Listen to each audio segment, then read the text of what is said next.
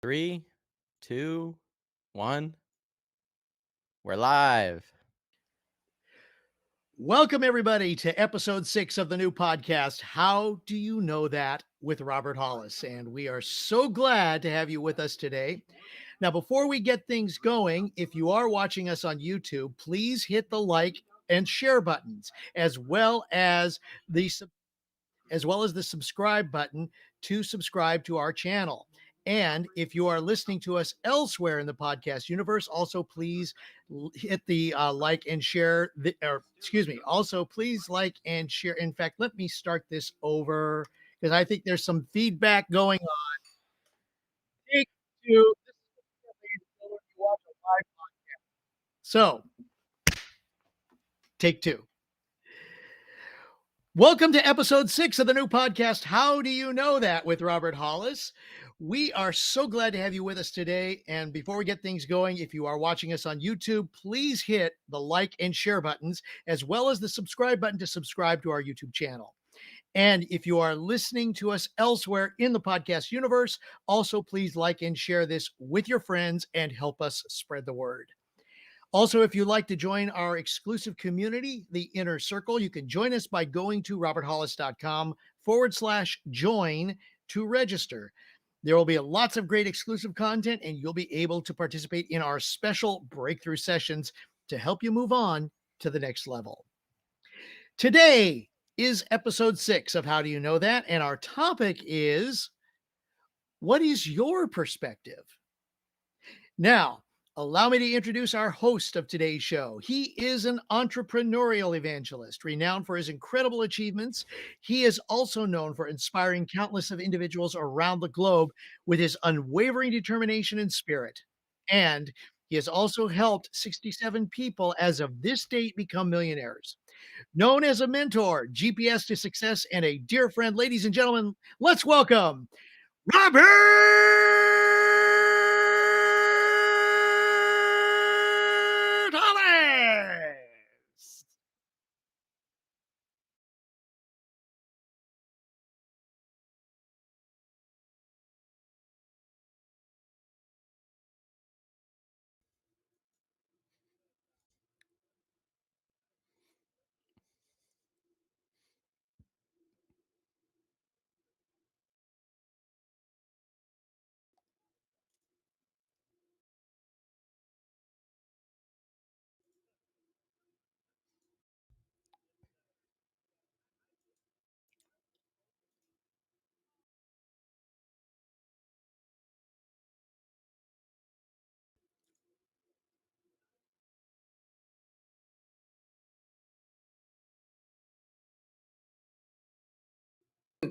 Talk the way I talk. They don't think the way I think. It was like, what? Because honestly, isn't it just my world and you guys are just in it? But you're probably thinking, no, wait a minute, it's my world and you're in my world. So I'll never forget. I'll start out by just saying, this whole concept of a third, a third, a third. And when I found out that 1/3 of the people in the world, 8 billion people, just don't know that they don't know. And on top of that, they don't want to know. So if you're talking to Bobby Hollis, probably 37 years ago, and said to me, Robert, or Bobby, what is your perspective? I would have been, what?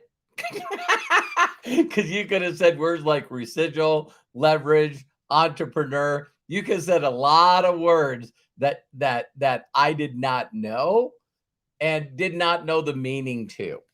So, when I look at perspective today, you look at that other third of people that just whatever your perspective is the wrong one.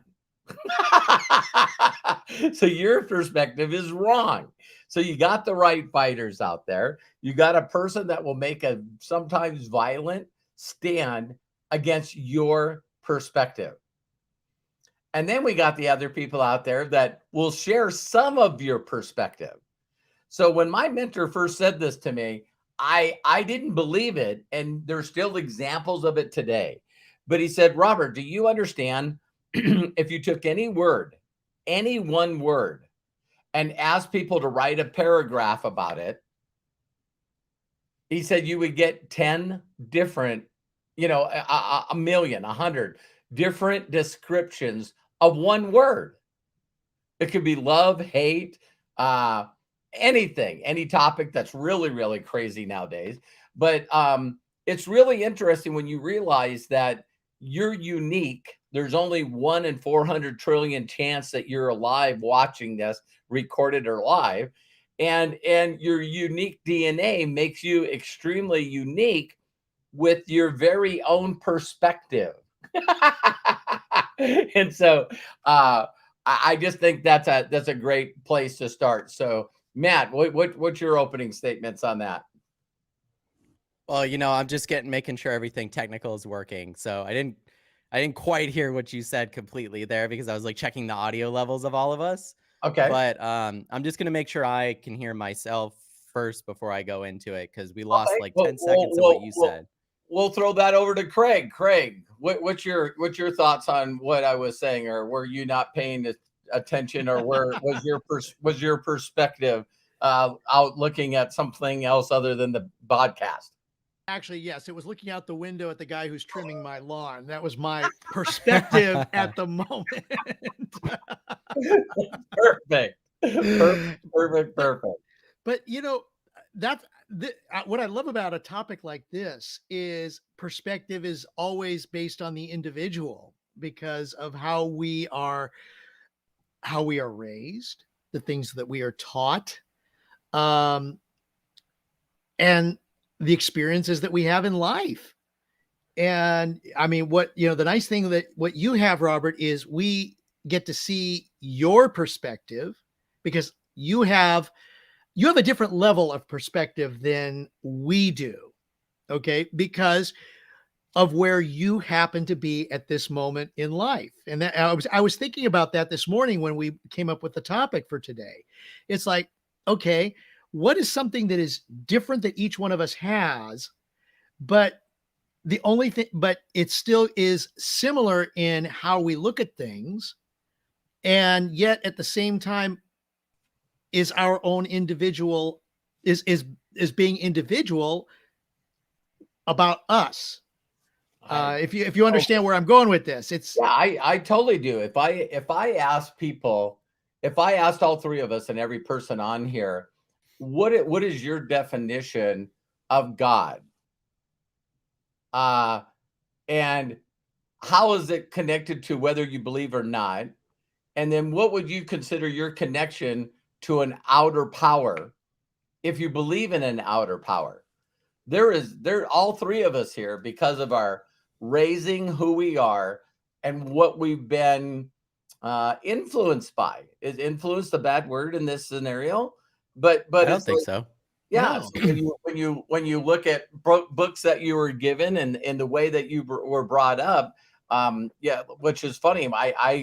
I got sent to 4 different churches when I was young and going through foster homes. So you guys, it's funny. I went from Southern Baptist, and then from Southern Baptist to Catholicism, and then from Catholicism to Native Indian.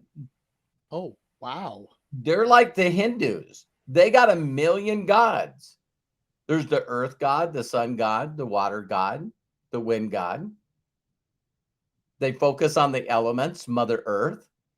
You came from dirt, you'll go back to dirt. This one funny thing is that I was with that Indian family long enough that they had an elder that knew he was going to die.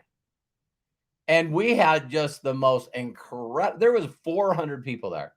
And everyone Indian dancing, celebration, everyone was just going bananas until the wee hours of the night. I would say like 2:33. Children were there. Everyone's partying.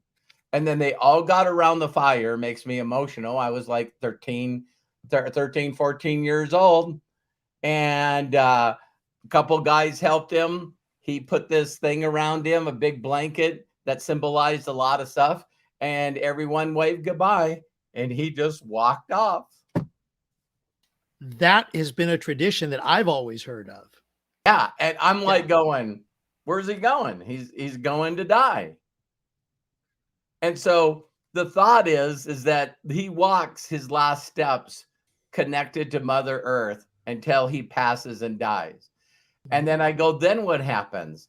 And they said, we look for the vultures and we go out and get them and build a little thing like on Game of Thrones. Pyre. We build the deal and put him on it and start it on fire. And I'm going like, doesn't the rest of the family go there? No, we want the family to remember him in the party. The wake. Yeah. What is a wake?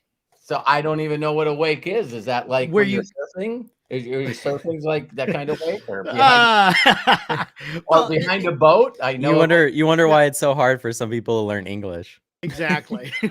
No, after somebody passes away, you have it's either called a wake or a celebration of life, and you remember the person the way they were. And I know, like, the way that I was raised, I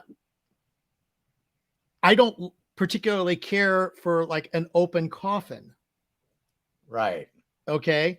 But when my dad passed, he had an open coffin because he was with somebody else at the time. And I did not go up to the casket. And one of the main reasons is I wanted to remember him as I remember him. Yeah. Not knowing that he's there. But I don't want to see him in that space, not knowing that he's not going to wake up. Wow. And, that's, yeah. Well, I love what Arthur Wainio says here in the chat. He says, we are all looking at life through our own lens. So, I mean, and that's true. That is perspective. Totally. So, yeah. I mean, go ahead, Matt. I mean, I know I've started it. So no, the things you say were great. I think for me, like, it's interesting whether you're talking about, if you wanted to go to the perspective of death, right? That's like kind of something that we all like try to forget about all the time. Right. But, there is like, I wouldn't call them like religious principles. They're more like spiritual principles than anything. It's not like it follows a particular religion, but there's this thing that you can do where you sit down and you like meditate and you don't allow yourself to think of anything but death. See, like, now a lot of people might get a lot of anxiety thinking, okay, I'm going to sit down and meditate on death.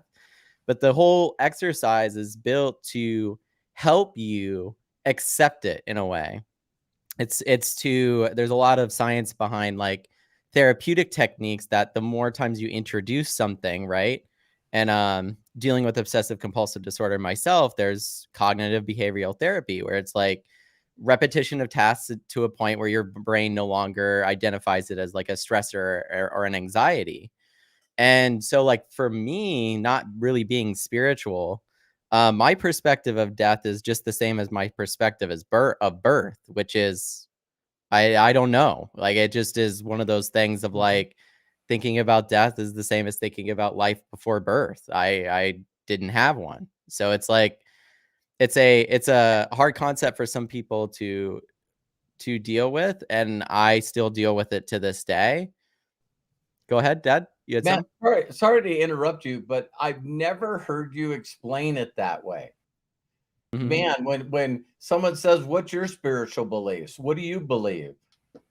I don't know. Just that answer. Well, yeah, I was talking with a friend yesterday. You, I haven't figured that out yet. Yeah, no, I was talking with a friend. It's like, because everybody, how do you talk about it? Everybody else says they know. And if you gave them a few drinks or whatever and then said, do you really know? They go, well, not really.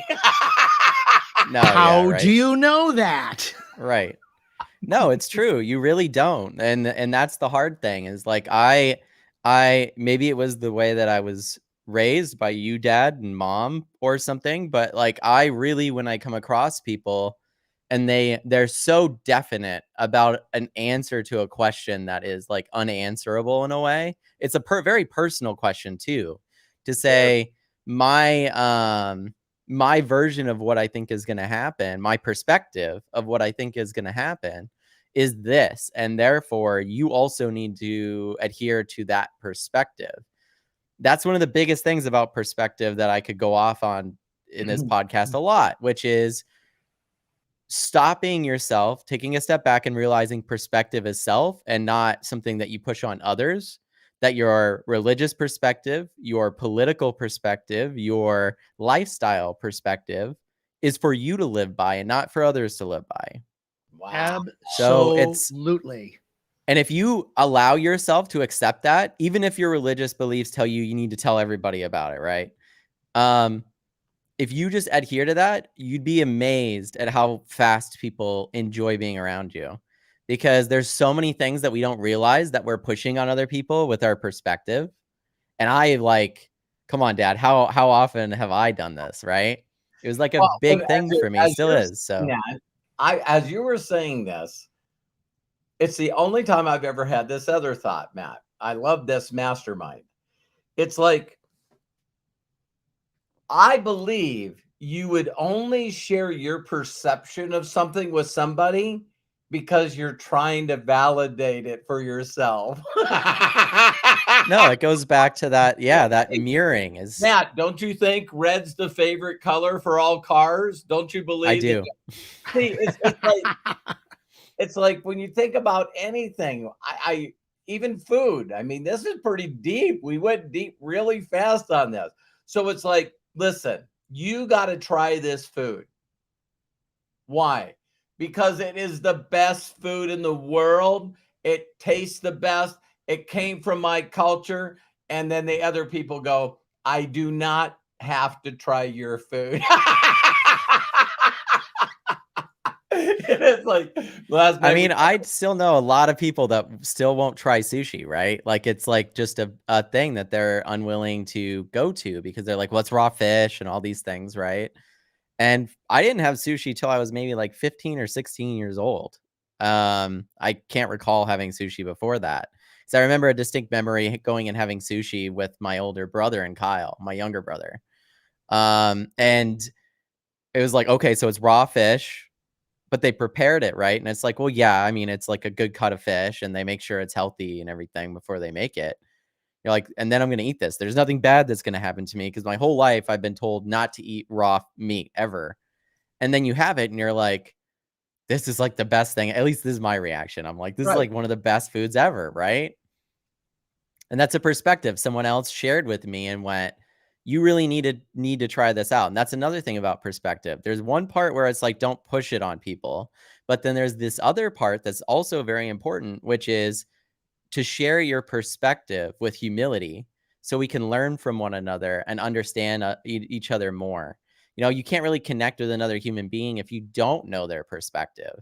But on the other hand, you don't want them to be like, here's my perspective. And then you go, well, here's my perspective. And they're like, well, we just can't be friends because our perspectives are just so far off. And I was talking to a friend about this yesterday because he's on one end of like the political spectrum and I'm kind of in the middle, leaning a little on the other end, right? And we can have a perfectly good conversation about all kinds of things. And it's not a big deal because I don't care what he believes and he doesn't care what I believe in that area politically. We don't go there. It's just something that we don't need to do. So there's nothing wrong with sharing ideas, but it's when you start pushing hard. And I've had that happen to me several times in life. And it's, you know, it's like, I don't mind sharing what I believe with others. Share what you believe, but don't ram it down my throat, for gosh sakes. And not only ram it down your throat, but really get passionate. Really get passionate about trying to prove the other person wrong for their perspective. It's like, you know, me in the way I do business and the way I do everything, I'm always asking people who they know because it allows me not to be direct with an individual. It doesn't make a difference what it is. I could say, hey, listen, who do you know in another country? Well, what is this? Why are you interested?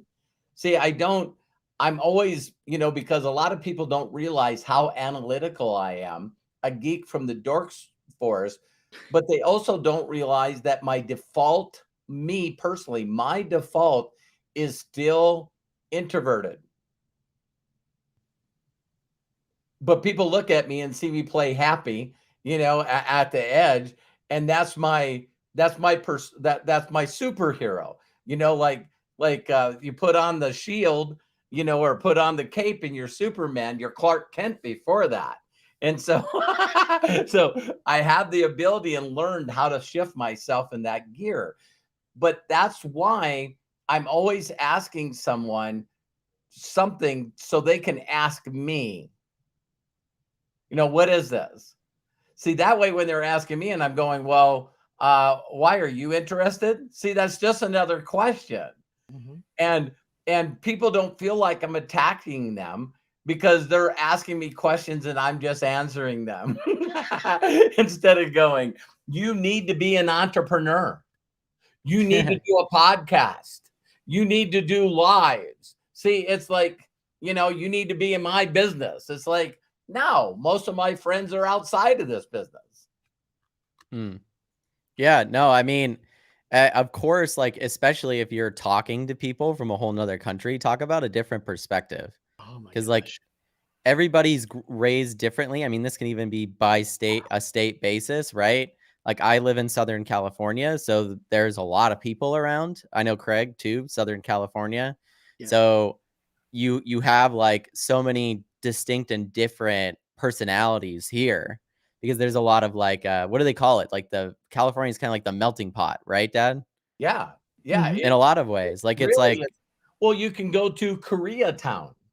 You know what I right. mean? You can go in areas of LA and totally be immersed in a whole different culture. And I mean, perspective, the way that they think, um act, yeah. feel, everything. Like, a lot of Asian people that I knew, when I went and visited them at their home, they all had their grandparents living there. Mm.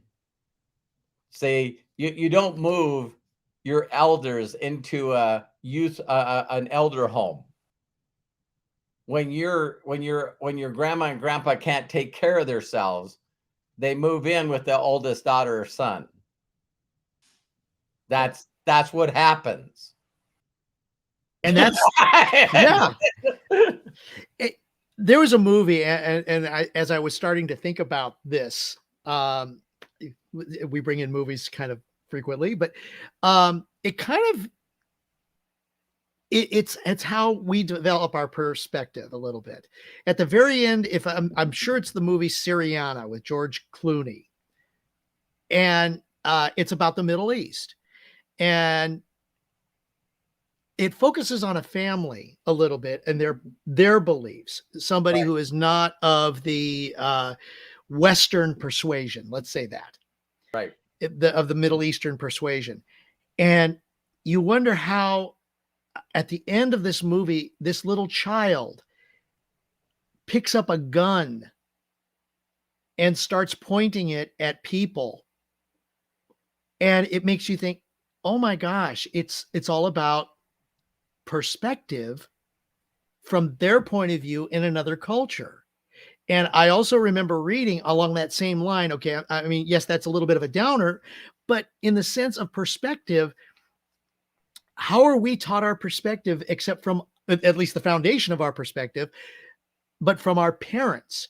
And I heard this study, I guess, and forgive me if I'm incorrect on this, ladies and gentlemen, if you're watching, but this is what I remember. In the Jesuit tradition, if you have a child and you want to influence him, the first 7 years are so critical in teaching perspective, morality, and things like that. And then after year 7 is when you hone whatever it is, because the child's mind is, open like a parachute, like we like to Right. refer to. And it was just interesting to hear this perspective from somebody, because if you think about that, and then you think about how we were raised and how we can be either tolerable or intolerable to certain aspects of life, it makes sense. And now, in your case, Robert, I kind of want to bring it back to you because, you've always shared with us that you are an orphan, Right. or, well, not necessarily an orphan, but you've been raised by foster families Yes. when you were young. And you just shared at the earlier part of this podcast all the different perspectives that Yeah. you've experienced. Can you imagine if it was only one of those perspectives? My wife and I went to a wedding of some dear friends of ours when we were young. This is before network marketing, in our mid-20s. And I remember going there, and Margaret grew up in a Catholic church, Catholicism. And so, some of the traditions are that you some of the traditions are something, it just slipped, where the father of the bride has to pay for all the wedding, right? So that's why it was in a Catholic church. But Margaret was married to this guy named Gary, and Gary could not have been more from a evangelical Christian dance in the aisles kind of thing. I mean, it was like crazy, right? So when we had the church, the groom's friends sat on one side and the bride's on the other, right? So it was so funny. The priest, I guess it is, for Catholicism, he said, "Welcome, to so and so getting married," and he said, "Let us pray." Wham! All the Catholics dropped to their knees and went like this. And all the people on the other side, Gary's side, stood up and put their hands up.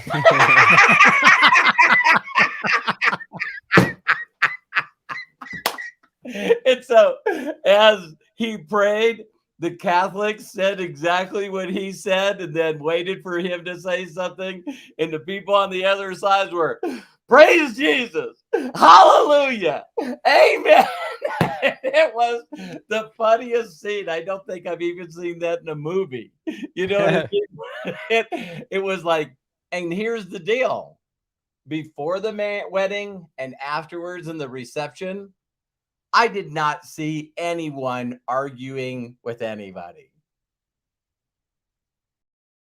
Yeah. You would think that a person that was raised Catholic their whole life would look over and go, "Whoa, where's the snake? Where?"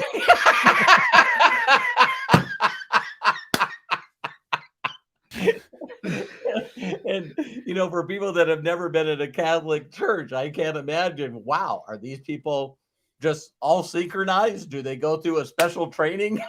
And now let us pray.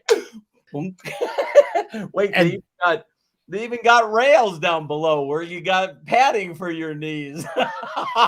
and that's the whole thing, indoctrination. Oh, At an yeah, early yeah. age. I mean, get raised a certain way. And Well, and what if yeah. No, sorry, go ahead. Craig, go ahead. No, if you're raised a certain way, that's what you remember. That's your perspective. That's what you're going ahead in life with. And Arthur again. Thank you, Arthur Wainio, for contributing. He goes, the excessive neuroplasticity of a child is why they can learn multiple languages so easily. It's why they don't have fear. And Robert, you have said that Yeah. many times when you've shared ongoing lives. It is really amazing how we don't even realize that we're gay. So to push you guys to a limit, and this is where I could possibly get canceled, but I just need you to know that if I don't know something, that makes me ignorant, right? And so I don't know that I don't know. So I'm saying this because Terry and I went to Nashville, and there was a bunch of Southern people in Nashville. All right. So everyone's wearing cowboy hats and boots, and they have this Southern draw. Where y'all from? I put some oil in my car. I check my oil, and so you become who you hang around, don't you? Yes. So it's funny that we go to different cultures and we hear broken English from someone, but everyone that's that nationality has that same broken English. So when you hear someone from India doing broken English, it does have an accent. It does have a way that they don't say words in an order. And Craig, I know you got a good Irish accent. Saints preserve us and all. Yes, thank you. So now let me show you how I don't know, but I'm going to throw a perspective out for you guys. Terry and I on the trip from Salt Lake City to Nashville, there and back, we had two different flight attendants, and they were the funniest people. And they got to know each other, but I don't think they do. So I asked for apple juice, and the guy, and just some of you know people like this, just met him. What would you like to drink? Apple juice. He goes, do you want the little stretchy straw with it?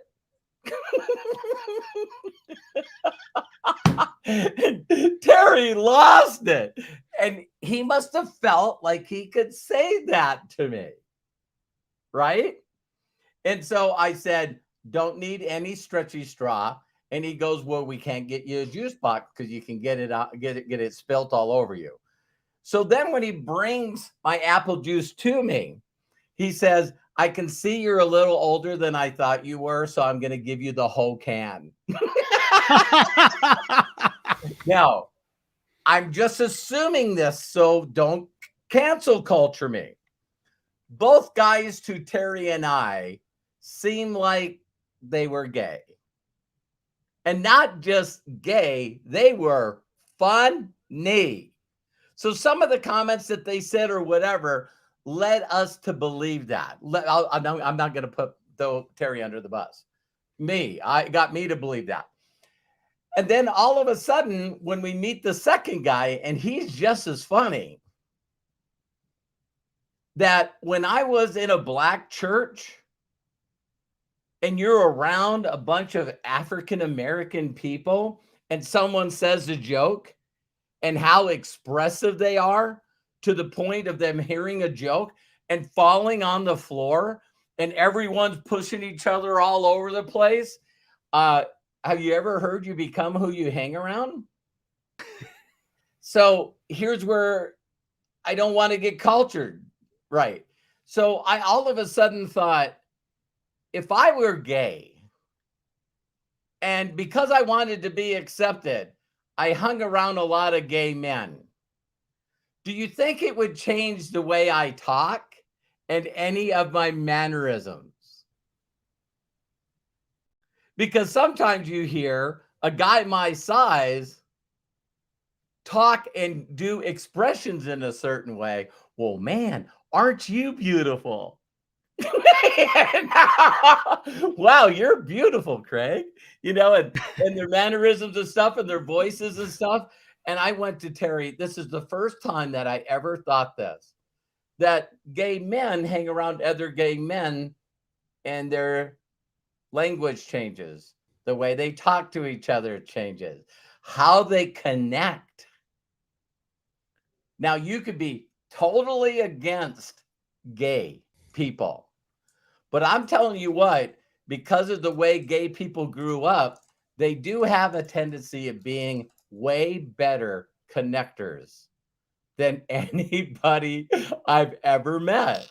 They're immediately expressive, their humor, how they talk it. So we got, the co-author of my book, Max Miller. You know what I mean? And Jolie Kramer has a person she went to college to named Mark. And they are the funniest damn people I have ever met. But there's something else they got an edge on. Humanity. Because if you grow up in a certain group of world is all don't like you, you know what I mean? Or you think you can't be who you are because everyone else will judge you. When those kind of people are around people that just accept them and don't judge them, they get to be them. Mm-hmm. They Oh get yeah. they get to be them. And so imagine trying to not offend anybody, and then you're finally around someone, and immediately when you're connecting with them, you can tell they're not judging you. So then they get to be them. Well, I think too, when you have to go through, you know, hardship and stuff in general, just by being who you are, it changes. It absolutely, I guarantee, changes your perspective on self. Like how you have to kind of fight against the perspective of others Right. to find your own self perspective and express yourself in that way. You know, like because there's a decent amount of people in society now that find it not okay, which is, this is my opinion, fucked up and wrong. But I, but Yeah. it goes Love back, that opinion. it goes back to perspective. Even if I had a different perspective than I do, still doesn't change the fact that it's none of my fucking business. Like Right. there's perspectives that I have on other things that are different, and I don't try to push them on anybody. It's not a culture war thing. There's no war going on. There's no like fight. I guess it's all of it is a distraction, and people don't realize that. That I'm watching this on the news. I'm about to go on a mini rant here, but like Hey, for real, it's all a go, Pat. distraction, you guys. It's how Yes. many times go back in history. If you want to dive into history, go back in history, pick a time where people could be mad at their government, and look at what happens when that tends to happen. What tends to happen in those situations is they pick two points that are separate from one another, the opposite opinion, and they Polar push opposite. them on polarizing things, and they push them on society. And they tell you, choose one. And if you choose this one, then you're against this one. And while everybody else is fighting about whether this should be in schools or whether this should be that way or this should be this way, we're all not even thinking about the fact that the schools suck, that they're not paying for better education, they're not paying teachers more, they're not taking care of schools, making sure children have lunches, all this shit that should be mandatory. We're not talking about. And yet people will line up outside of a school because of a book that's in the school. Just don't let your kid read it. Like that's all you have to do, right? Whatever you want as a parent, that's your decision, right? And if you want to take it further, if they're like, "Oh, well, we're going to force you to read it." Take your kid out of school, go put them in a school where they're not that way. But at the end of the day, I think it's so very important to just not be distracted by other people's perspectives, because people will hijack your perspective. Yeah. And so in this situation, right? I know you were just sharing a story. I just wanted to say that because that's my opinion. But yeah, I think that there's a decent amount of stereotypes out there between no matter what you are. I have tattoos. I have a decent amount of tattoos. I do not like motorcycles. Never been part of a motorcycle Come gang. on. Right? Some of my tattoos are dark, and you know, I like that I type have of a stuff. Harley and no tattoos. Right. So Why did you assume that if you were like motorcycles, you were tatted, Matt? right. Well, I think it's like a perspective, right? And certain people see you and they immediately go, I've been taught to identify you as these things based off of these criteria that I've been taught, Yes. indoctrinated into. And some of this stuff is things that you have to break. It's like things that either you're indoctrinated in, even in school, right?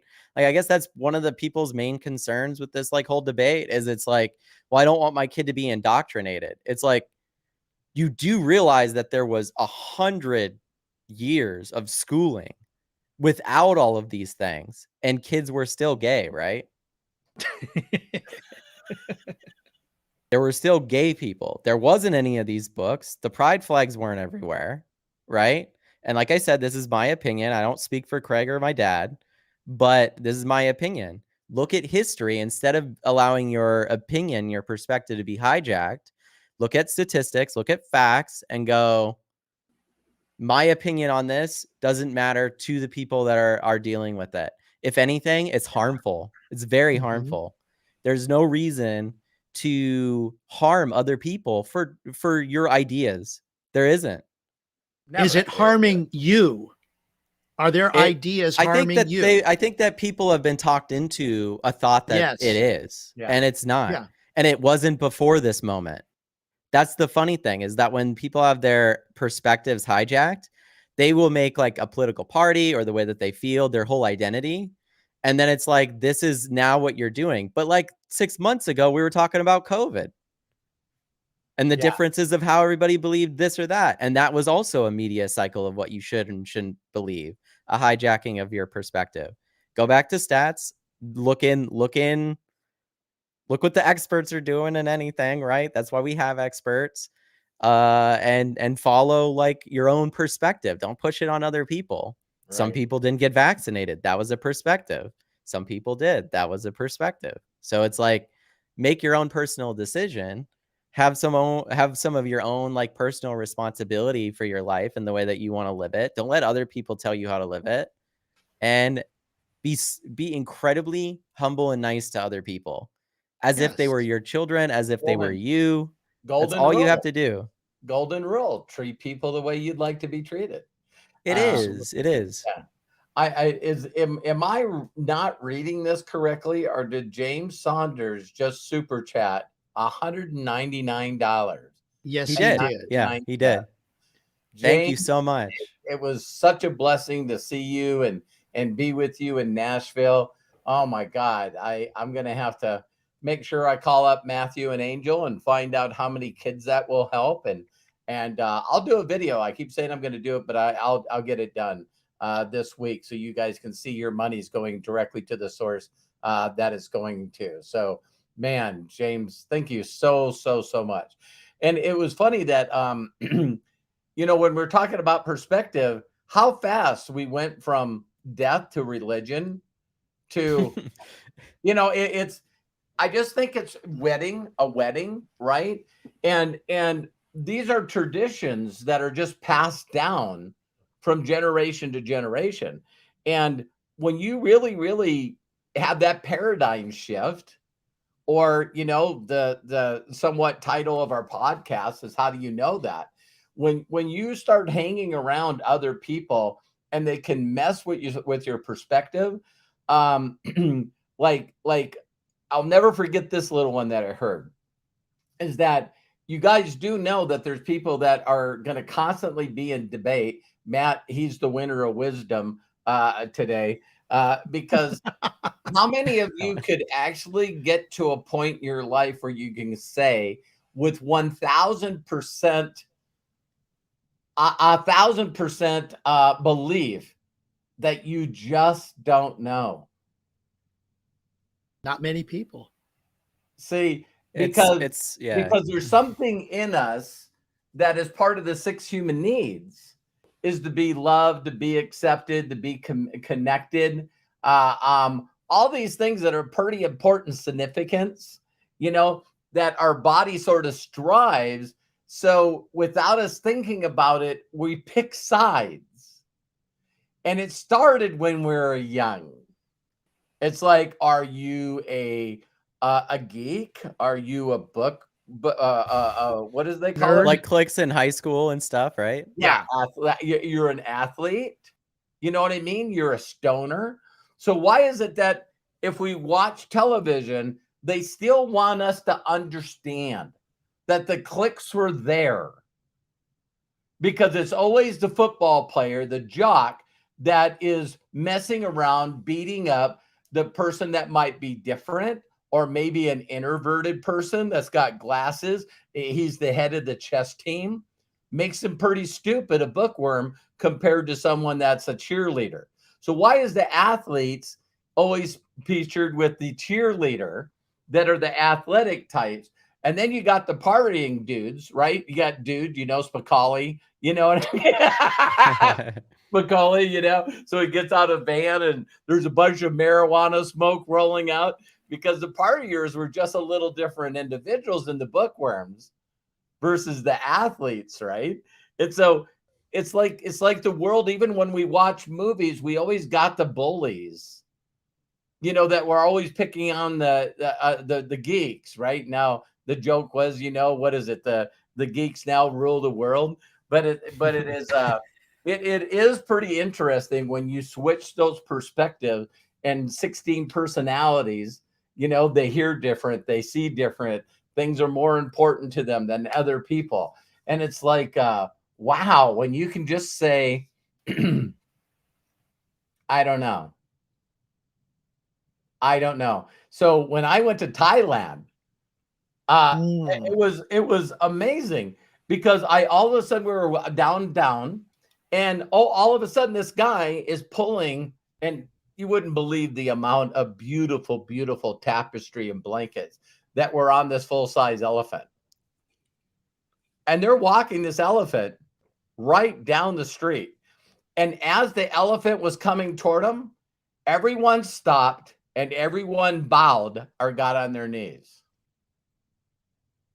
Downtown Bangkok, Thailand. And then I find out that, like in other countries like India, elephants are sacred. Elephants are gods. And so then you go to Africa and they're trying to kill them. It's like, wait a minute. How can an animal be so sacred to one culture, like dogs, and then places in Asia and China, they treat them just like we treat cows here? No, it's definitely like in some places it's a perspective for sure. Like obviously like I was born and raised in Montana, so there's a lot of cattle and wildlife around, and you get used to seeing them in like sometimes bad conditions, because Montana can be like unruly Mm, with weather. So they're like mm, out in bad conditions, and you like think to yourself, why I guess it's like necessary, but I don't know. Like I'm not as far as like my perspective goes, I don't really think too much into that stuff. Not that I don't care, but like going back to I don't know. It's yeah. like I don't know. It's in I a lot know. of yeah, in a lot of ways the answer I don't know to things really helps, because it gives you a chance to Yes. learn from people that do know, right? Like, So what like it happens to you when you die? yeah, And we that's are definitely an missing I don't one know. big perspective here. I'd like to get Craig opinion on that. There is one perspective that we're not talking about, and that's my wife Terry's, which is no perspective. So if I'm passionate about something and I'm going, honey, what do you think about that? Her honest answer, and I can feel this is her answer. Honey, to be honest with you, I never thought about that. And my feelings are, would you like to think about it now? What's your perspective now? And it's like, no, not interested in entertaining that right now. I So think me and But yeah, what me did and she go Hannah through to get to that point? right. Me and Okay. me and Hannah, my wife, are now hitting that point, because we're almost at 10 years of marriage. So now we're hitting that part where it's like she feels comfortable and I feel comfortable going, yeah, I'm not really interested in that. So like that's never thought fine. Like about you it can share it completely. with me because I Yeah. want to hear about what you're interested in, but like I don't think about that very often, and Mhm. And the mostly it's perfect honesty in a relationship is, please, you're irritating me with that conversation. You we're know not what I there yet. mean? I'm Exactly. not interested in talking about this stuff. So, I look at my wife and just go, man, did you hear? I don't know why. She's my wife of 40 years. And I'd go, hey, did you hear about what happened at NASCAR in Nashville? Stop. No. You don't even have to go there. I don't even need to pretend that I'm paying attention to you. No, I mean, and that I think that is And that's it like doesn't one of hurt those. my feelings. Right. No, I Yeah. mean, because you know them well enough, you know where their heart is, and this is another element of perspective, right? Like as you get to know somebody's perspective, you guys, then you know where their heart is and where they're coming from with the things that they're saying. So the Yes. reason it Mhm. doesn't affect you or hurt you is because you know mom loves you, cares about you Find it deeply. funny. Right. So now it's no longer it's not like she's trying to hurt you or anything like that. You're not defensive. You trust, right? That her heart's in the right place with her words. And I'm in a similar spot with Hannah where it's like, and I'll say I'm extroverted, so I'm the one doing like, "Hey, have you heard about this?" way more than she does, right? So when she says, "Hey, have you heard about this?" my normal thing is like, "Oh, what is it?" You know what I mean? Because I'm like a chance to talk, a conversation about that. Well, So this brings us to another subject, Craig. Um, so how many of us are people pleasers, or just maybe we just really, really love somebody or care about them enough that we don't want to hurt their feelings, that you're open enough with time and attention just to hear a different perspective that you are no way interested in at all. Yes, absolutely. Okay, but Robert, you bring up a great point there, but I wanted to kind of jump in about a great meme that's out there.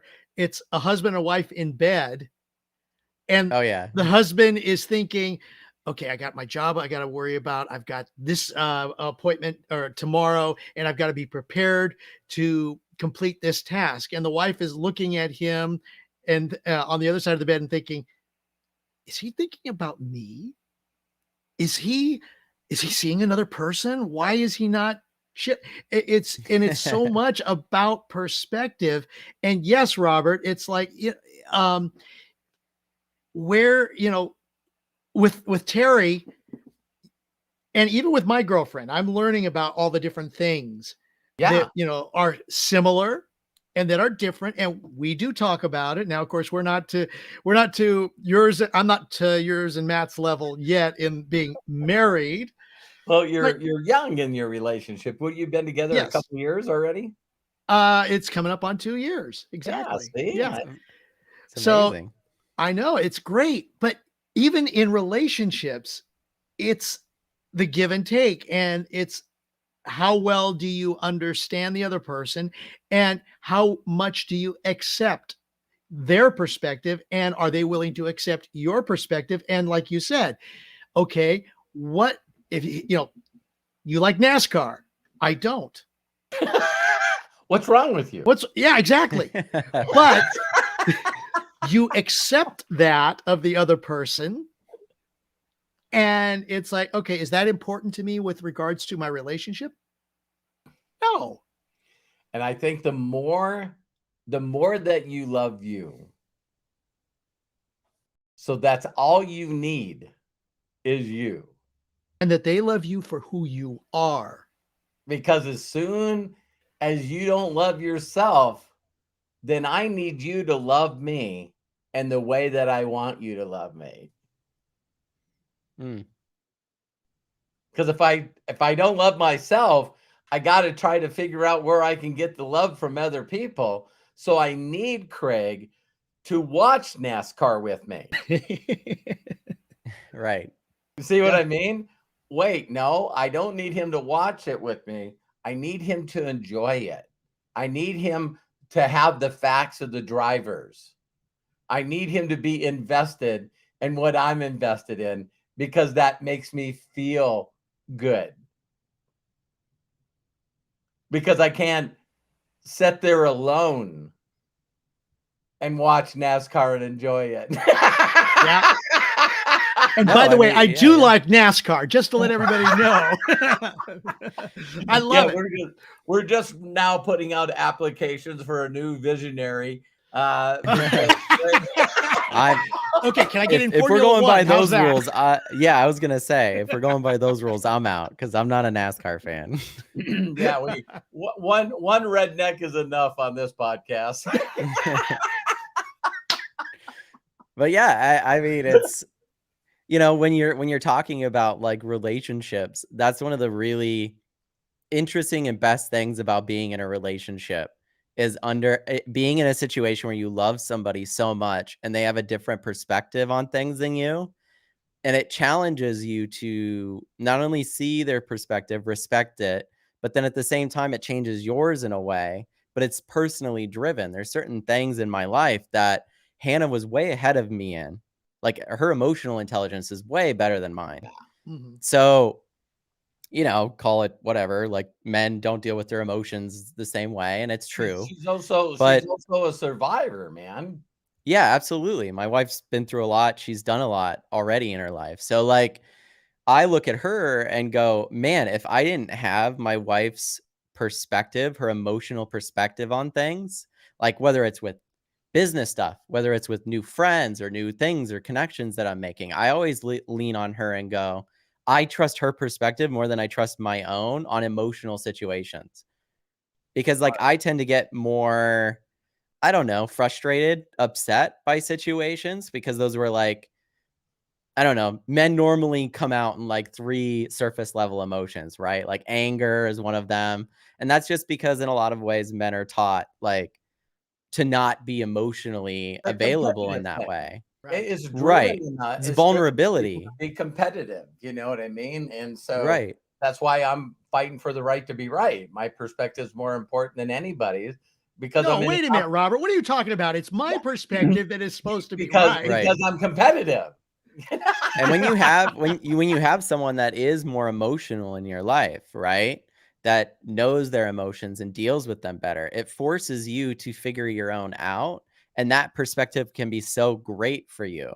Like that's something that I definitely want to talk about on here with you guys and ask you guys Sure. because it's like all three of us are on here. We just talked about how we all have different perspectives. There's stuff that I've learned from both of your guys' perspectives, and that comes from being not judgmental about my own or judging your guys's, but being an observer of life. And this is something that I really want you guys to think about. It's something that you can do immediately and it will benefit you greatly. But instead of becoming a judger of life, this, that, these things, become an observer of it. Become Mhm. someone that sits and Yeah. watches and goes, that's interesting. What can I learn about this? What I wonder why they think that way. Dive deeper into these topics. Don't stay at the surface level of them. And what you'll find out is that there's like a lot of personal perspective growth that can be there. That Yeah. if you hear Oh, someone wow. out that has the opposite perspective of you hear what they've been through, then you realize, wow, I didn't go through those things, but I can see how that perspective is the one that they have based off of what they've shared with me. Yep. And that's Very good huge in understanding other people that have been through things or gone through things. Because some of us, like dad, you've been through a lot of shit when you were growing up. point. I had a great childhood. So like my situation in my dad's perspective of growing up and being a child in comparison to my perspective growing up and being a child, completely different. So Right. I've learned from my dad sharing his perspective of going through foster care, being through the things that he's been in. It's given me another level of respect for him that I would not have had if I just went, he's my dad and I don't really need to know these things. Yeah. Right? You know what I Well, mean? So, like, be but an I feel observer. but I feel the same about you. Like one of the there's things through life too that I've talked about a lot with you, Matt, and Craig too. I know Craig. Right. I would consider Craig one of my top 3 friends. He's Craig's family. yeah, he's family, right? Bless you. And Thank you. so, doing things that were wrong when I was young to get incarcerated in a federal penitentiary for over a year. My perspective, and Matt has seen this, if I can wake up and while I'm awake, I can walk through a door and go outside, that is a freaking amazing day. That is Yeah. such I have so much love, so much gratitude, so much thankful because the door's open and it's not a jail cell. So That's a perspective, definitely. yeah, Absolutely. and so I see other things bother people that of course don't bother me. And me being an entrepreneur, it's like it's blind faith for me. I can share something with the world that I do not understand anything about. And here's the funny thing. I don't have the need to know. some people go, well, I got to know this and I got to know this and how's this work and how is this going to work and what if this happens? While they're doing that, I have a couple of thousand people already in the company making me money. And 5 years later, you guys could ask me questions about being an entrepreneur that I still don't know. And I have no need to know.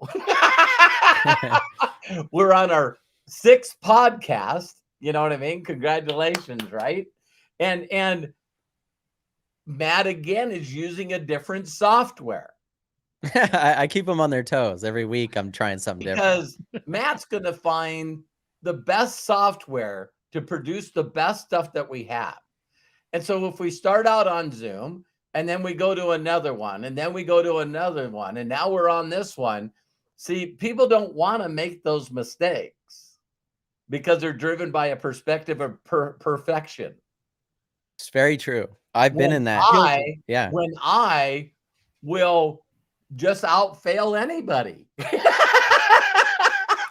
Fear of failure. I mean, that's a huge perspective, Dad, for sure. Like we could all talk on that too, because it's, when you're constantly looking at everything and your perspective is, oh shit, if I fail at this, it will be the end of me, or even worse, people put it will be the beginning of the end of me. So then you have dread and fear, right? So it's like this is the domino effect. And so it's like, as far as perspective on fear goes, it's always comes down to like grounding yourself in reality and being present. Like the more you allow your mind to like, and I'm talking about anxiety here. Obviously, if you're like walking down the street and someone's following you, it's a different fear, different fear, right? But as far as the fears that are in your mind about what you might say and what you might do, and I've talked about this through these podcasts a lot, but it comes always down to you fearing your own self in a way. Like the fear comes to that. It comes down to the fact that you're worried about who you are and you're worried that other people will not like you for who you are. Yeah. When the reality is the more you are yourself, the more you will get people that are similar in your perspective, not completely because that's impossible, but similar enough in your perspective to push you in the direction you want to go. And my dad talked about entrepreneurs. You said, there's still stuff I don't know. Meanwhile, there's whole groups and conventions of entrepreneurs that are all connecting and doing all this stuff based off of what they think entrepreneurship is. Maybe it's like we're all going through this tough fight together. I still have my mom in my head all the time where I'm like, listen, we've done a lot of entrepreneurial shit. Me and my dad, still not as hard as shoveling gravel in the sun. So like we've been through a lot of shit and it's all mental, right? Or physical exhaustion, sometimes from traveling. My parents just had to do that for an event. And so there's a lot that goes into it. But if you can ground yourself in reality, be present, and just allow yourself not to have future thinking so much. Yeah. Don't let your perspective be shifted by that. Past is a huge one. Yeah. So what do you guys think about that? Do you want to talk on that a bit? Gosh. Past is go ahead, Robert. Thanks. Sorry, Craig. I'll just say one thing and I'll let Craig go. It's when I talked about my perspective of what freedom means to me, right? Here's another. I shared this with people. Eric Worre, the first time I spoke at an Eric Worre event, there was a bunch of us setting, about 5 or 6 of us. This is on my YouTube channel. And he was asking everyone's background. And so there was a guy named Josh Denny. There was a guy named John Malott. There was another guy, Jordan Adler. There was myself. And as we told our story, Eric Worre took the mic before I got it. And he said, listen, everybody, you do not have to get arrested and incarcerated to be good in network marketing. But now that I said that, and I also said that at the convention this weekend, is that look at the perspective. See, when you're young and you get in trouble and now you're a gang member, or you hang around the wrong people from the wrong side of the street, you really early in life learn to not give a shit about what other people think about you. Because they all think something bad about you. Oh, there's Bobby Hollis. Make sure you tie all your stuff down or he'll steal it. You know what I mean? It was like, so with me having dyslexia and being told I was special and not the sharpest tool in the shed, plus everyone knew I didn't have a mom or dad, some of you are still worried about what they will think of you. Me getting taken away from my family, living with strangers and a bunch of people that I don't know, got me really early to get rid of who gives a shit about who thinks what about me.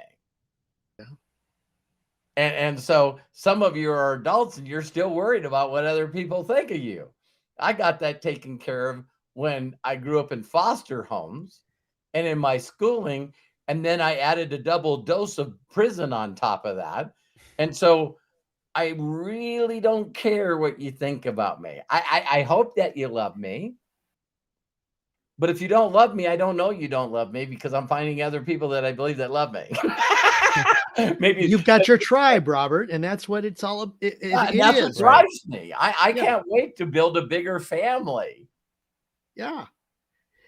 It's, we have had the groups called the tribe, and we've had people come in and leave. And it's the same thing in our lives. I mean, I'm still friends with people that I hang around with in high school. And, I've got a reunion coming up. Am I going to go to that reunion or not? I've thought about it, and it's like, I don't Now think that you I got a will. hot chick, the answer is yes. No. Well, yes, I mean, I would go with her. Absolutely. But it's like, are the people at the reunion, and again, it goes back to when you were talking about the jocks and the geeks and the nerds. Those aren't the people that I hung around with in high school. And they're the ones that are putting together the reunion. Right. Because they're the home queen and those are the people that are still interacted in the city. Are you saying they're trying to relive their glory days? Is that what you're saying? Well, they're on the city committee. They're on the school board. But it's like we all have our own tribe that we associate with. And at various times, sometimes we will have certain people in our lives and other times we won't. Or there are people that we just tend to gravitate to that will be with us for time immemorial, and it's all about a perspective. We don't, okay, if you want to look at it another way, the bell curve. When things, it's like, how many people in a society are rich and they earn over $100,000? Those people are going to have a different perspective on things than the people who are earning $50,000 to $100,000 and trying to scrape by. About haves and have-nots. Well, this is this goes back to something I said earlier, Craig, which is like, sorry, it's Craig, it's not our responsibility to say what people, so say you're well off or even middle class. Why would it be my decision what benefits or things people that are less off, that are poorer get and don't get? Why is that my choice?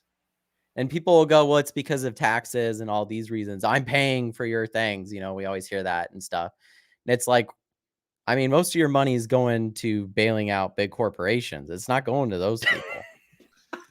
We're talking about, in comparison, that the F-35 jet is over $1 trillion they've spent on it in the United States. Over $1 trillion of our debt is one jet. Have you seen Putin? We gotta protect ourselves. He can't even get tanks out there. I mean, I don't even know. That's a whole thing. Exactly. It's just, how are the people that you are who you hang around, that is a perspective. That is a major perspective. And it goes back again to how you are raised, how you feel, who are the people that are with you, how do they influence you, How do you influence them? How do you influence not just them, but the other people that may be on the fringe? Do those Mhm. people on the fringe like you? Do they accept you? Do they hate your freaking guts? Do you Hey, hey, care why about all that?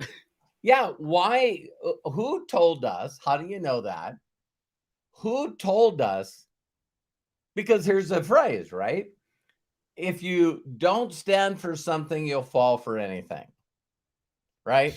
Okay, who in the hell came up with that? Because again, one of the things that Matt has talked to me about is, all these people now that are microdosing with mushrooms, and they're doing all these hallucinogenics. Yeah, that was a good word for me. Did it sound right? You know what I That Yeah. mean? sounded great. Yeah. Okay, cool. Thank you.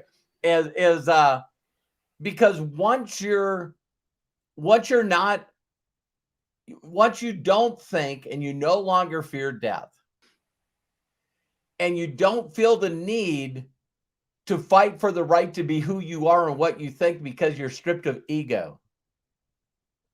Now there's just love and peace. Mhm. Now That there's is just love something and peace because now you're not looking around for people that disagree with you because you don't care. Yeah. that is something that I've had to learn over the years because All it of us, was oh, Craig. yeah. All of us.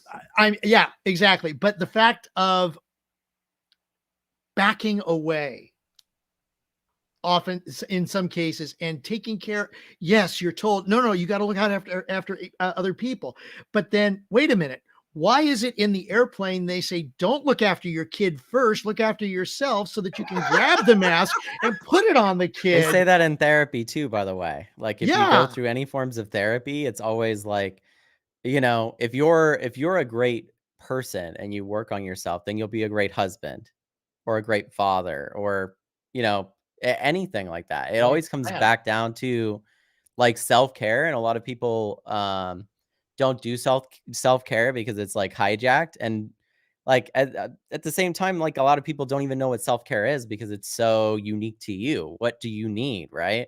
And Mhm. you have to ask yourself, what do I really need? And we're so like distracted, and I'm one of these people too. Every single time I start to get depressed or I start to get anxious, I take a step back. Me and my wife both do this now, and we catch each other and we go, how much time have you been spending on the internet? How much time have you been spending with yourself off of it? And then you look at it and you go, holy shit, I really have been spending all of my time on the internet. Like, I haven't been taking self-care to, like, read a good book or listen to music and meditate in Let's general go. or go on a Let's go walk down a or rabbit hole. Let's go down a rabbit hole into conspiracy theories, and let me see. Let me yeah. see just how pissed off I can get about Imagine a bunch of facts that I don't know that nobody else knows, and yeah. it's Yeah, like not to make what fun of the anybody, but hell? imagine you're in, like, Nebraska, and you're on the internet all day, and you think that your opinion, your perspective can change shit all the way in Washington, DC, and the people that could give a rat's ass about you, Or another right? Like Mhm. country. oh, Or even yes. more so, Oh, the world, right? Like, then you're getting to massive opinions. There's a whole group of people that think that a dictator is better, and that's indoctrination and perspective, right? Right. It's like Yes. I've heard multiple times. It's like, "Well, why don't we go help people out in North Korea?" And it's like, you do realize that they have generations of indoctrinated people that cry at the sight of their ruler because they've been taught since they were children to do that. That ruler's God. It's very hard to break that pattern, and it takes a You're gonna certain kill type of God? person. Yeah, yeah. it's difficult. It's a difficult When I was process. in Malaysia, when I was in Thailand, it is against the law not to have a picture of the emperor on your wall. Every business you go into has got the guy that's the head of Thailand. And by the way, he was not elected. Well, yeah, I mean, there's certain countries and stuff that still deal with that, but that's also their decision, you know? Like, France is free for a reason, we're free for a reason, and that was because the people went, "Ah, I don't really like this anymore." And that's the goes back to, like, the movie Team America: World Police, right?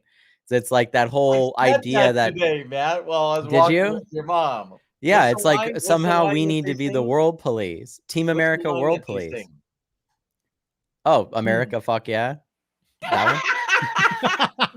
Well, I mean, it's the way that I think it's the way that like I don't know. You travel outside the country, one thing you realize really quickly is that like American patriotism is absolutely indoctrinated. It's Totally.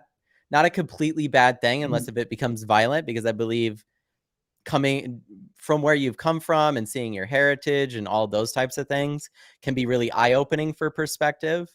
But at the same time, it's like, oh, someone else has to have our ideas or whatever. It's like, let people pick No. their own ideas, right? You see a certain religion, you go, I can't believe people over there live that way.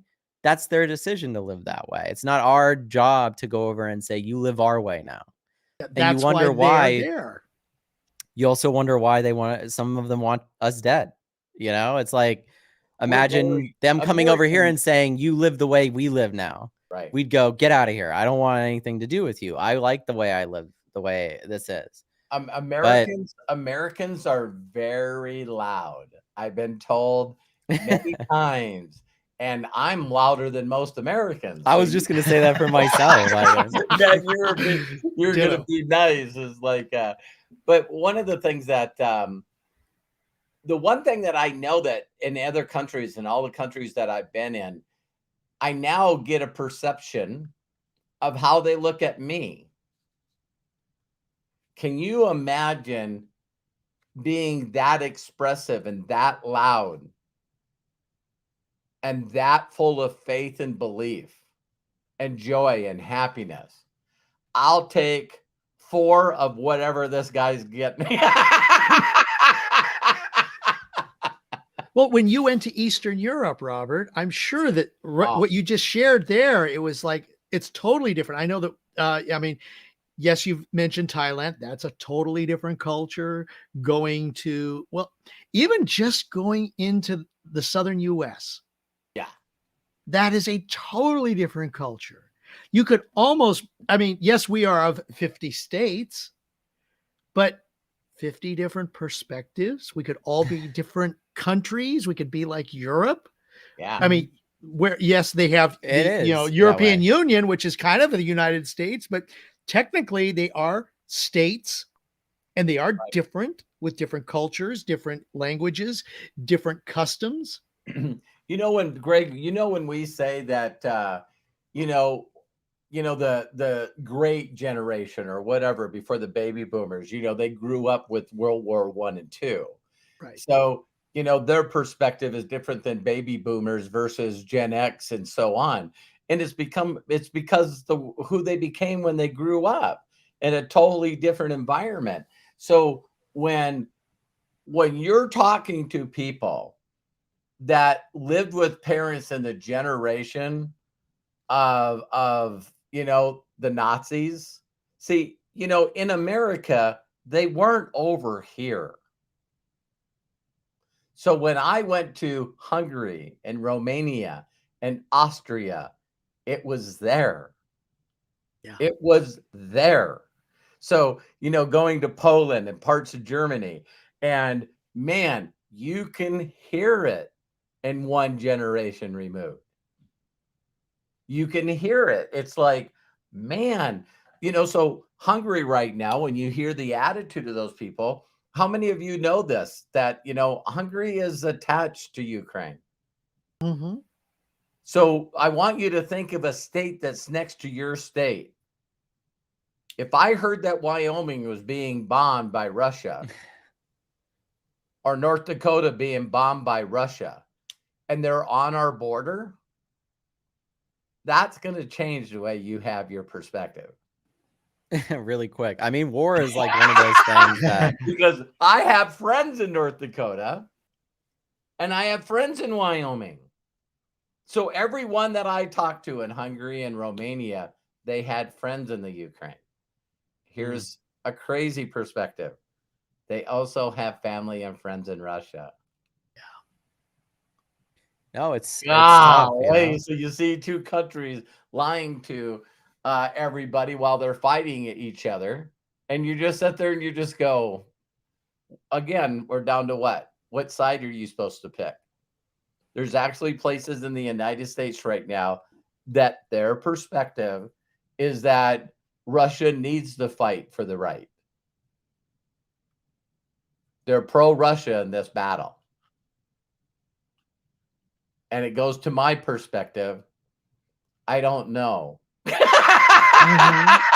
Hey, I also don't know enough, I'm gonna but go I on just Google when we leave here. It is gonna be I don't know, and I'm gonna do it in quotations, and it's gonna be Matthew Hollis. I don't well, know. it comes down to like the I don't know is great, but honestly, like that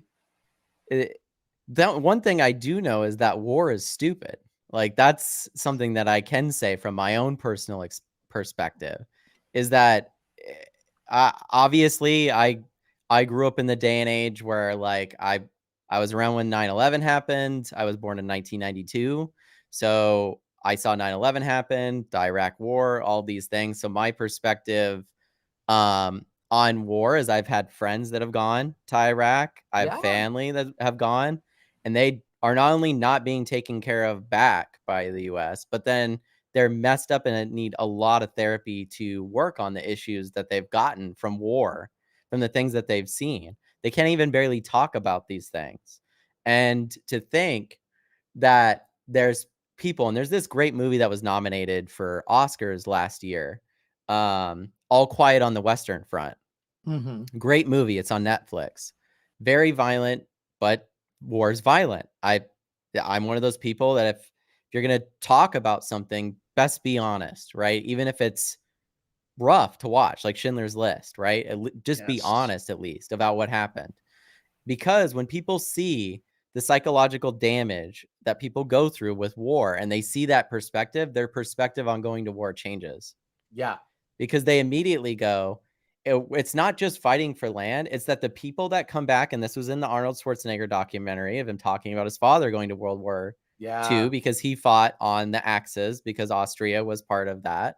yeah, So in that situation, you have somebody come back and you have decades of trauma from war because of the men and women that come back from it and the way that they treat their families or the way that they react to things or go through things. It's very difficult for them.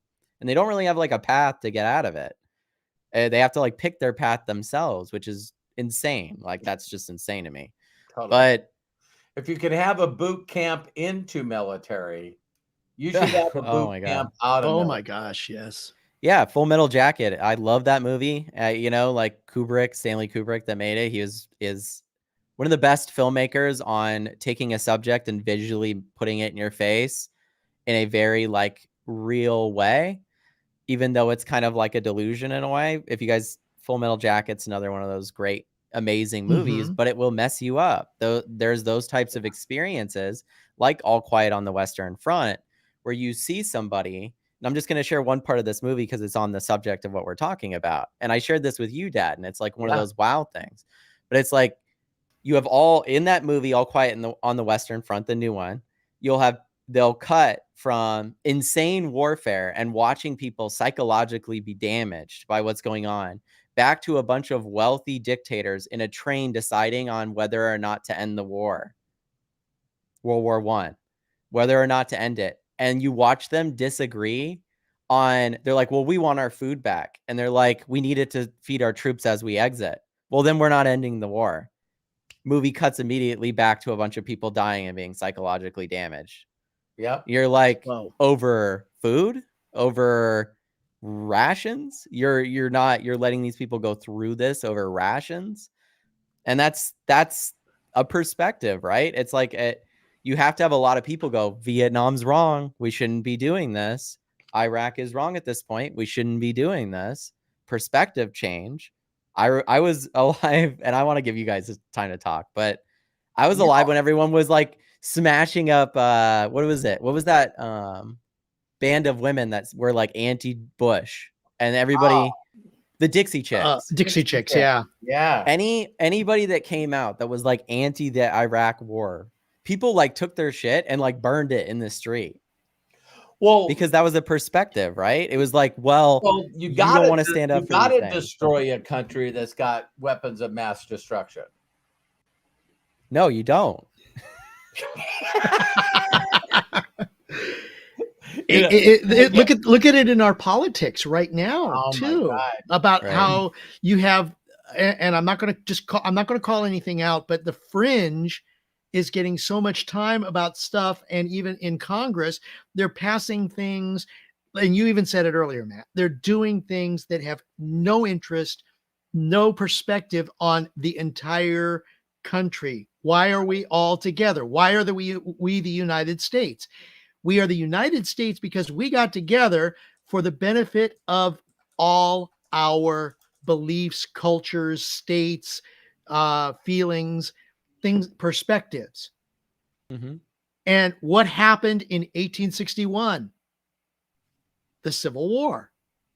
Because some Yep. people felt that owning other people, slavery, was worth going to war about. And other people were saying, no, no, this is wrong. And it is a clash. And Design clash, just like the train. yes. By the way, I shared that because that's the perspective that I have. The perspective is that you can have your shit hijacked, and other people will tell you this is the way that you should think and feel, and you're wrong for feeling the opposite. And then you're like, yeah, but I do feel the opposite though. And that's in that movie too. There's situations where two people of opposing factions are fighting to survive, and then they stop, and it's almost like, what are we doing? Right? Like, what are we Yes. doing here? We're being, and this is the thing of like the AI stuff I talked about a bit ago. It's like, if aliens or AI were to look at us, they go, why? They have all this intelligence, all this resources. They've been gifted the most abundance of resources that we know about right here. And yet they squander it all on destroying themselves. Yeah. Like, there's just no getting out of it, whether it's for fake finances, whether it's for any of these things, right? And it's just like this weird perspective cycle of like, okay, this person needs less because I want more. And it's like, there's an abundance, but it's hard to shift out of that. One of the things I heard one time, it was from a comedian, and he said, if aliens were watching us, they're never going to attack and kill us because we're doing too good of a job at it. No, it's true. It's like, so 620,000 people died in the Civil War. Do you know that's more people than all the other wars combined? For us, more it is. Americans died fighting North against the South. Yeah. And what was the whole purpose for being the United States? And it was all, and I met a guy, I know this is not going to be nice for people to hear, but when I moved to Georgia, Mike Hickman, that was born and raised there, he introduced me to his father and a couple of other guys. And soon as I started talking, I said, well, really nice to meet you guys. And one of the old guys go, a Yankee. And I said, yeah, I grew up in Williston, North Dakota. And he goes, if it wasn't for you guys, they'd still be in chains. Jesus. Ooh. And all the other old guys started laughing. And I just went, sorry you feel that way. And I said, I'm going to go. And Mike followed me out and he went, I don't blame you for doing that. And I go, if you did, we would have had a problem. Right. I'm not interested in sharing a profitable business opportunity with people that think that way. So there's just this, not just perspective, but just straight out hate for, I don't know, a belief that someone said that you should have. Well, it's like an indoctrinated thing. It's not like children automatically know to be racist. Someone taught them to be racist. Yeah. It's What's not that great ingrained video that came out where it's the black kid and the white kid that are running at each other and they give each other this so incredibly powerful, loving hug? Yeah. How could you not like that? Who Right. cares? They're two kids and they want to see each other. Mhm. No, yeah, and you see people like indoctrinate their kids and put them in front of very adult situations. Like it's interesting. I just saw this video the other day where it was like and it was about all of like the big debate because right now they're trying to get everybody to like think about um gay people and trans people and everything like Mhm. that, whether it's like okay, you need to be against it or you need to be for it, as if there is no for or against it. Like people get to do what they want. We're in the United States. Would you like someone to be for or against stopping you from being who you are? Like that Exactly. you don't want that. And so it's this hypocrisy that we end up getting in where we're like I think things should be this way, but don't tell me how to be. And it's like you can't see the hypocrisy in that Right. you you will never get the same thing back if you don't give it to others. That's even in the Bible. Like that's the type of stuff that you have to do in your life. You have to respect others and treat them the way that you would want to be treated. And I always want to be around those types of people. And the Yes. moment that, just like your story, Dad, the moment you're in a situation where someone's very intolerant of others to the point of hate, or just, I mean, saying Yeah. things like that is like extremely severe, right? Like It is. it's a level of it's past just indoctrinated hate. They've found self-hate somehow. Yeah. Or, Well, like it's I tell people because I really have two perspectives, There was a time in my life because of the way that I was trying to survive and the stuff that I was dealing with, that I just really truly believed that I should trust nobody, that if I got you close to me, that you were going to ban me. And so I told people all the time, I said, the true definition of a redneck is not someone that dislikes other people. They dislike themselves. And that's the stuff that they share out to people. So me, I was mad at my existence. I didn't like anything about me. So then I took that off on other people. And that's to me what the definition of a troll or a hater is a person that just does not like who they are in their own skin at all. right. No, yeah, you're right. Me and Hannah were just talking about this the other day, right? Because you get people that troll, and I'm like, and we're going back to our internet conversation, right? It's like, are you on the internet too much? You get off the internet, you go on a walk, you walk outside, and you realize none of this shit's actually happening. Reality. Twitter is on Twitter, you know? Facebook is on Facebook, and that people don't really act this way out in the real world. And that's because they have the ability to be somewhat anonymous or completely anonymous. And so they feel like their opinion therefore is like valid in some way on certain Right. things they have no idea about. And going back They're to I don't empowered. know. Right. Now we're Going back talking to I about don't know. It's now we're like talking about personally plugging in, right?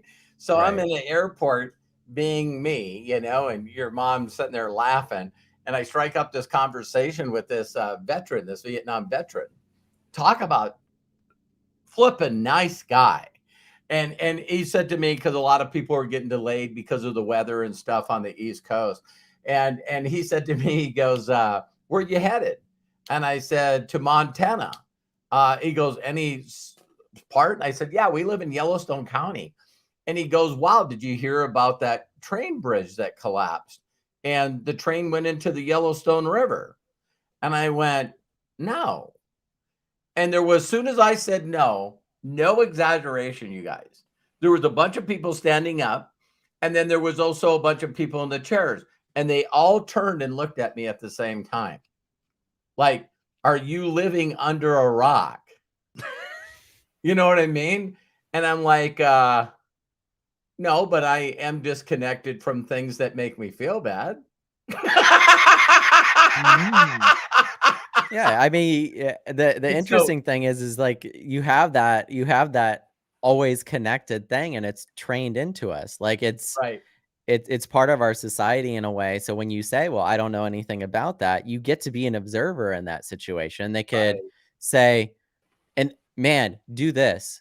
guys, if you know something about something and someone tries to share it with you, hear their perspective and observe what they're saying first, and then go, that's interesting, and then share your own.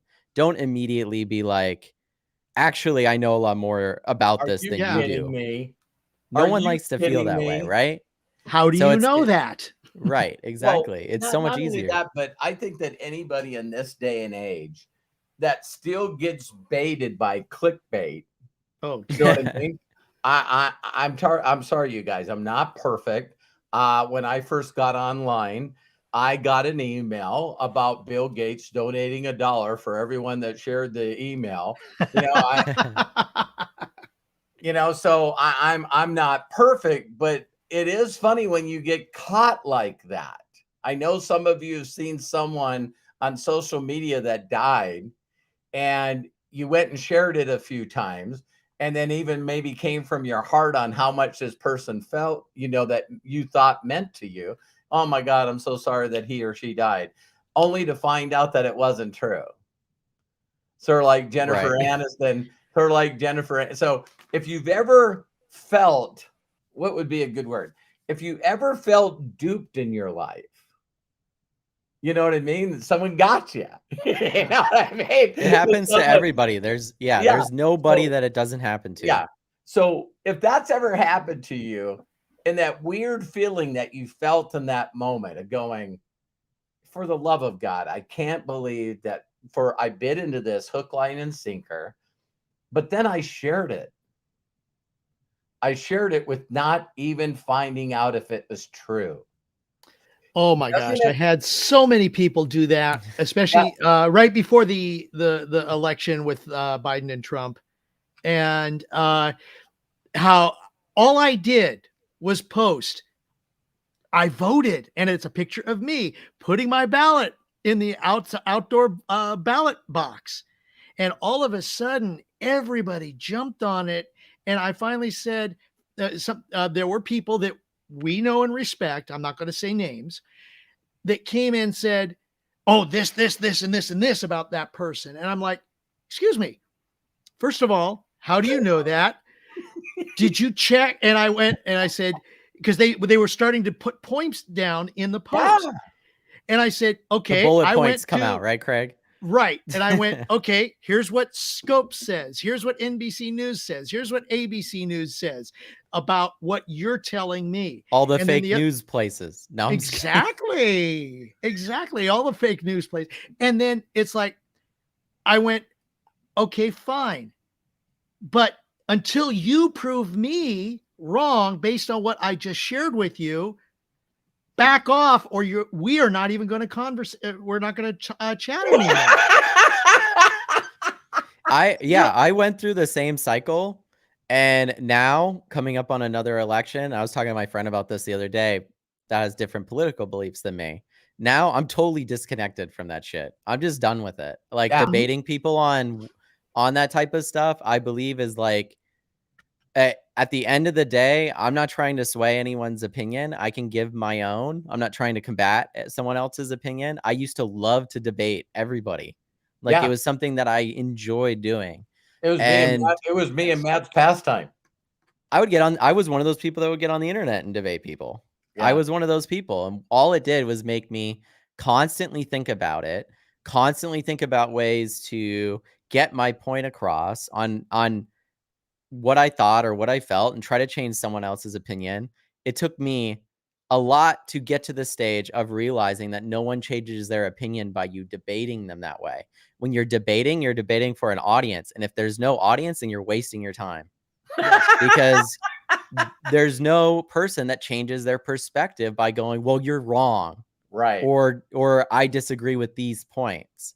Right. And here's facts. Here's facts. I'll show you all Well, these here's facts and why you're another wrong. And it's here's another point to that when Matt and I used to debate or whatever we did, the funny thing is I would always take the opposite view that Matt did just to see how confident he was in his source of research because I didn't know. Do you guys catch that? It got to a Mhm. point where I just wanted him to think about who he was listening to, and where he was getting his influence from, what was shaping his ideas and thoughts. And I just wanted him to be more of a free thinker. I wanted him to come up with his own free thoughts and conclusions on what was going on. And when I really like that whole phrase, and we can finish up on this thought, that whole phase about, I'm 61 years old. And this is not an old saying. Listen closely. Is the older I get, the less I know. And the reason that is not for a lack of knowledge or wisdom, because we have way too much knowledge and not enough wisdom. So when you get older and someone says something, your mind just goes, bullshit. Yeah, and you don't even have to say it out of your mouth. I'll give you an example as an entrepreneur. It's like my company is the fastest growing, the largest. No one grew more than us. That if Bill Gates said that if he lost it all, that he would have did network marketing. All this is straight out bullshit. Because as soon as someone says we're the fastest growing company in the world, you don't know every company in the world. So your mind starts to change a little bit. We got the best comp plan. You don't know everyone's comp plan. So my mentor in my early years, in my late 20s, he would say, Robert, nothing's definite. Say stuff like, our comp plan is one of the best I'm aware of. See, it's like, and don't lock in an answer. Don't you guys know that there's 12 million people in LA County? No, round it down and say, how many people know there's over 10 million people in LA? Yeah, everyone can agree. Wait, could you make it better? What if your whole language was shaped this way? I just know there's a lot of people in LA. How many people would agree to that? Do you realize that every point that you're trying to make does not have to be a definite, because you don't know? Hey, our company has done this much in sales. It's a privately held company. You don't have a freaking clue. This many people died.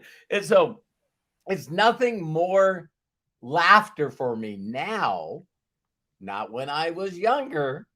When someone was saying shit that wasn't true, I was the Superman cape that came out and wanted to make sure they knew they were wrong. And now there's a part of me that just giggles. You know what I mean?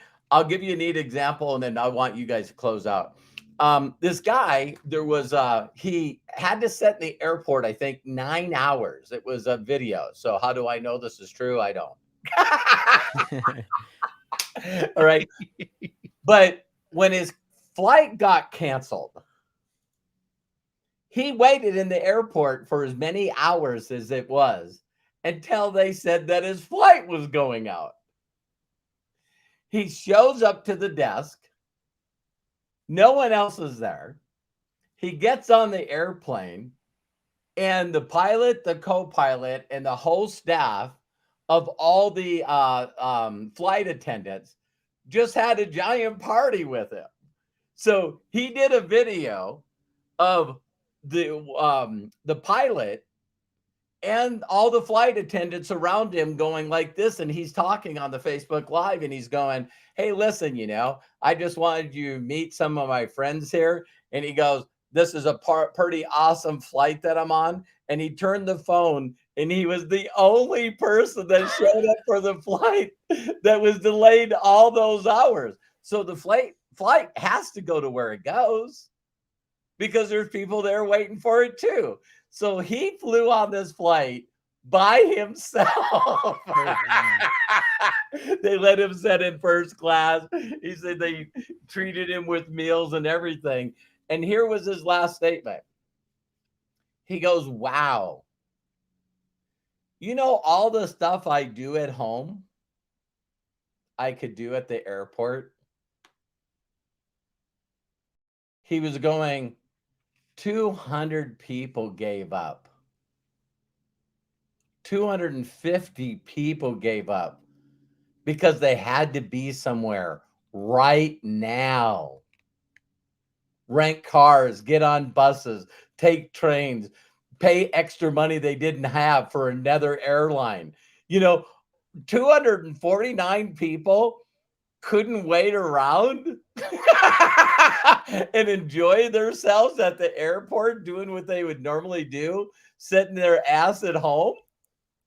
That's pretty that's the world we live in. That's the world we live in, where you're one out of 250 people that can't just sit around, be at peace, love the world, enjoy the airport, and wait for a delayed flight. Yeah. Man, No, I mean, I think I have some of my favorite memories of traveling are actually the shit that didn't go well yeah, sometimes. It's like stuff you remember, right? Because you're like, oh, I remember when we were stuck in that airport all night long in Salt Lake City. Do you remember running around? Nobody was there. Do you remember? and how mad was your dad? You weren't mad. Like, whatever. We were kids too, so I was like ecstatic. I'm like, this is a place I get to just run around and do whatever I want. Got the whole That's airport awesome. to myself. Yeah, no, it was crazy. So there, like everybody, it's absolutely a perspective thing, and going down to that, like the deepest thing is like controlling your own narrative and your own perspective, and that is huge. Like you being in a positive attitude is a choice. And one thing I like to say is that you're promised pain and misery and to a certain extent in life.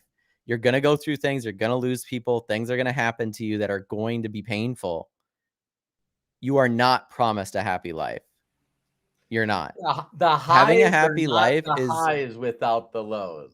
That's true, but That's you another also perspective. it's a decision thing. It's a decision thing that you have to, in a way, you could be in the happiest moment and still be sad because you have to make a decision that you want to be happy. And for some people, it's not that easy. There's chemical imbalances in their brain that they have to deal with. But at the end of the day, you do have to make the decision to be happy and work towards that. And I think in a lot of ways, it's something that people get caught in where their perspective becomes one of that pain and that misery, that their perspective is, and I've been there, that all of the things that are going on all equal more pain and misery. And we live in a world now where we're being told it's like the worst times, right? Like we're like, oh my God, we don't know what's going to happen. It's the worst times.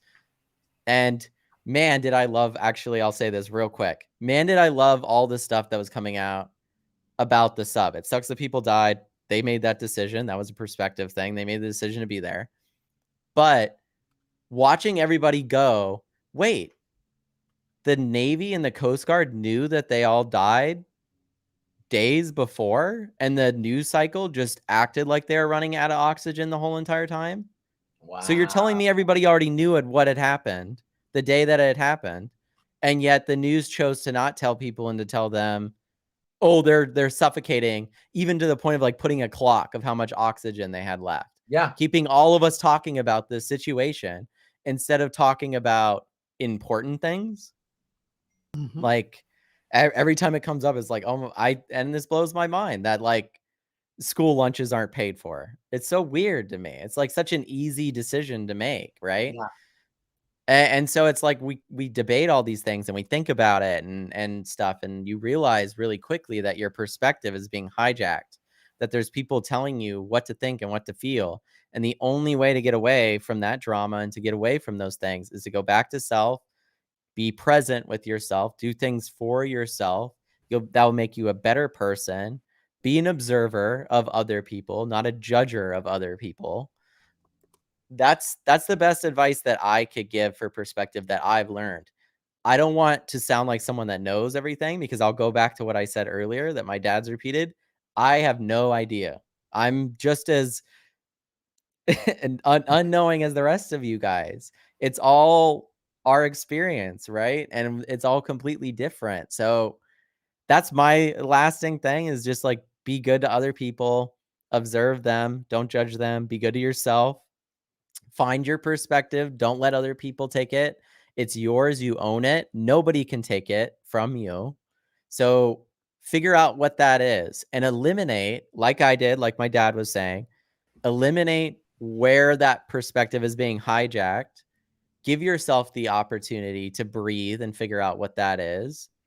And especially if it's like negatively being hijacked. Yeah. Very important to take a step back and go, man, I do not want to live a life of negativity. I don't want to make other human beings' lives worse.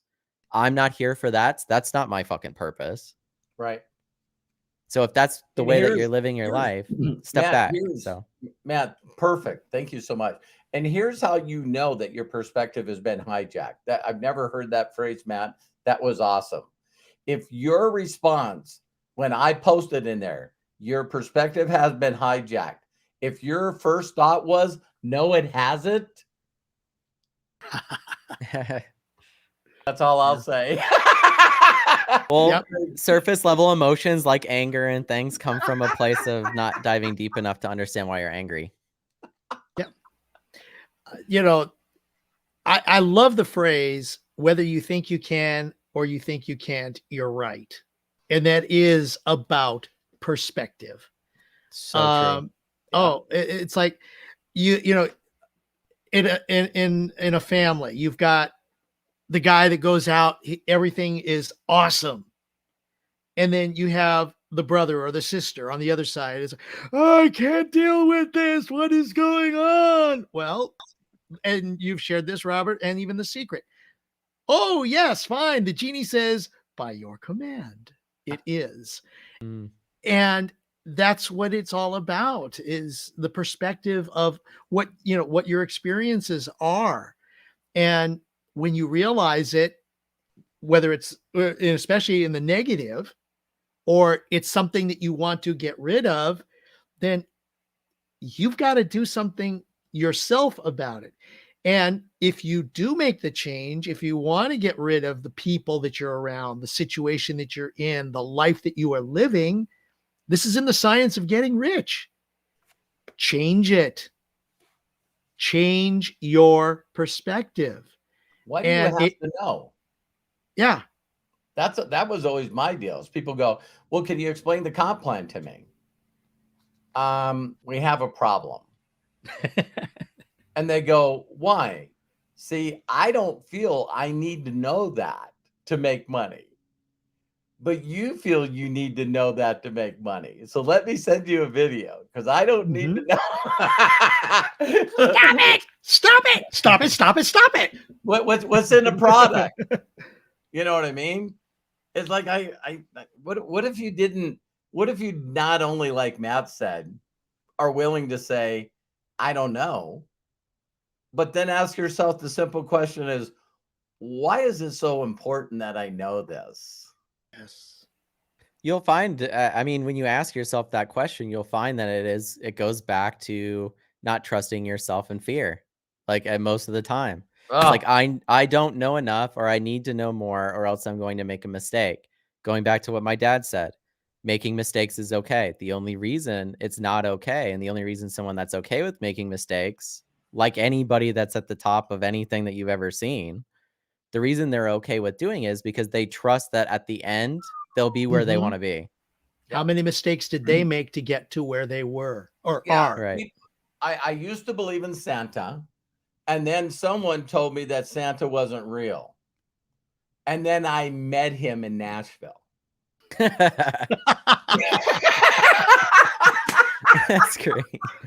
I met Santa in Nashville, and he took a little bit of his time to go away from the seminar that he paid to go see a child in the children's hospital. Yeah, Corky is incredible. That's who we're talking about, by the way. No, Corky that's Kinter. Santa. Santa Corky. Santa Corky. Okay. Greg, go ahead and close us out. You got any last words, Matt, or are we done? No, I just want to say thank you guys for getting on here again with us. It's great to have you back, Dad. You know, like, I feel like it's interesting because now that we're doing all this content on YouTube, you almost get like a Robert Hollis, like what is it? I Um, purge. no, not a purge, because that would be like, oh, I'm trying to Perspective. kind of. I Are you you saying know, it's better it's when I'm around? yeah. There's like kind of an uplifting thing to it that I think a lot of us get from. And I think that when you're there, I know that you're doing that in Nashville and you're giving people that there. But at the same time, everybody that didn't go to Nashville, myself included, there's that absence there, you know? And so you end up watching like old videos. I've been editing a lot of your videos with stuff. So it's like I end up still watching you all the time.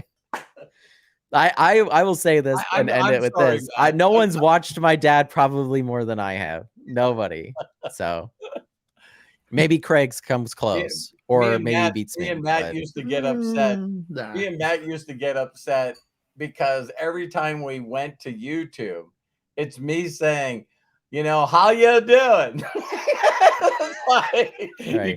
you can't shut the video off fast enough. It's like, hey, this is Robert Hollis. Funny. Greg, Well, go thank ahead. you guys so much, Craig. Thank you, Craig. Throw it to you. Thank you guys so Oh, much for being Thank on you, here Matt. with us. oh Thanks my to all gosh. the people that are Yes. super chatting. Wow. Yeah. Yes, thank you guys. Love you. Thank- Inner Circle. We love you guys. Thank you so much. And thank you everybody for joining us. Wow. I mean, it's almost been what, 2 hours, and it was just Flew by. boom, flew by. And we thank each and every one of you for being a part of this, for listening, for watching. Of course, you can follow Robert Hollis at roberthollis.com. You can also follow Robert on YouTube at roberthollis.com/YouTube.